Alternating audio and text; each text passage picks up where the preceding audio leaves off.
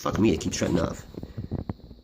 Or I keep shutting off. Just get a little better bite on it. So, you know, and with that saw, normal for 2x4, it's like maybe 15, if you really push hard, like 15 strokes, you'll be through it. Not going crazy, maybe like 20, 25, but still 20, 25 strokes with the saw. You know, if that's more exercise than you can handle, then like, I'm not sure what you're doing in like in manual labor as a job, you know, because you will surely be dead soon.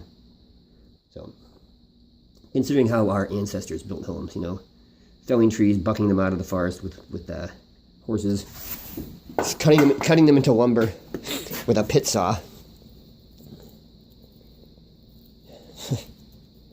Dimension, you know, hardwood dimensional lumber of true dimension with unmilled sides as framing lumber using square cut fucking nails. Can you imagine when it was like pounding square cut nails that were like, you know, like 16 penny, like, you know, big framing nails. The blunt end on those things is like a 1/4 inch square, and you have to pound that through a piece of fucking seasoned oak.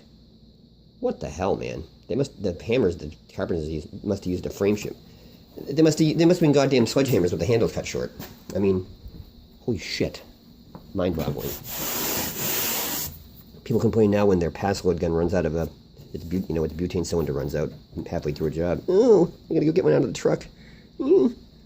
It's such a well, my batteries don't last as long on this drill as they did on the last one. I can only do 8,000 holes with it, 2 million screws before I have to. So come on, man. Holy cow, we get it so easy. We're so soft comparatively with our 8-hour work days. Excuse me. With our 8-hour work days, and, you know, and health and safety procedures and equipment, and not dying on the job and falling off a building with no tether. Sissies we are. Oh, so I never finished the story with the fucking saw. So, Jesus. So it was nothing to do with bracing it. That wasn't it. Turns out what it is, and this, I don't know how the fuck this happened. I guess I don't know if you call this the fence, the back fence. Whatever you call this. Okay, it's 2 pieces. Now there used to be something that would slide back and forth in there, similar to this is that's not part of this. That's a hold down. So if you loosen this guy here, this bit goes back and forth. Whoop, whoop. If you have like, because these slope down, if you have like something narrow that won't reach over here, put that on there. I'm not sure. Whatever made the other one on that side become gone. Must have been pretty goddamn violent, because it would have had to like broken it or something. And it's not it's aluminum. It's not insubstantial. It's, you know, I mean, it's, you look at it, that in a equivalent track is what's holding it, you know. It's not, like I said, it's not insubstantial. But anyway, that one's gone. And I'm not sure if I'm going to be on the angle to show this or not, but this is square, you know. And what I did was I grabbed the speed square and I just started squaring every plane on this thing to see if it was all, you know, like bed to blade, you know, bring the blade down, make sure it lines up to the flat, you know, like the X plane of the on it. Make sure that's perpendicular.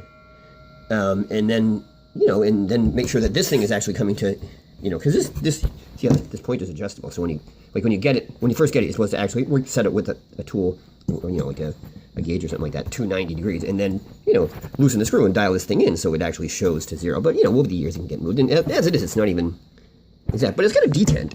You know, I mean, you loosen this up and it's got detents. And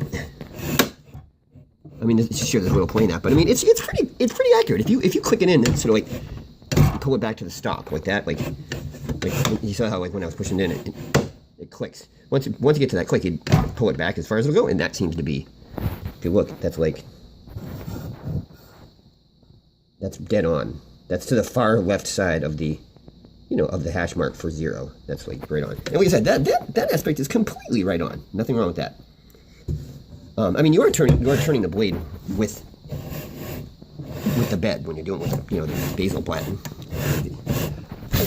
So what it turned out to be is this lower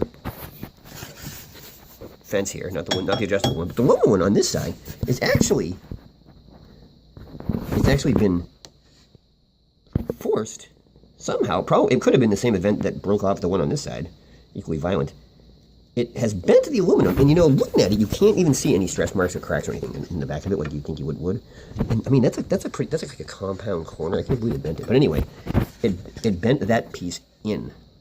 So the plane, so the relation of this to this slot is not 90.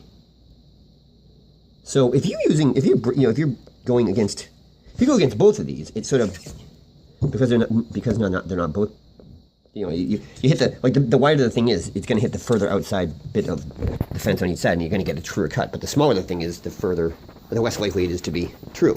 So, by way of evidence, sorry, this here is a perfect half panel, right? It's a dead straight cut. If you put it on here,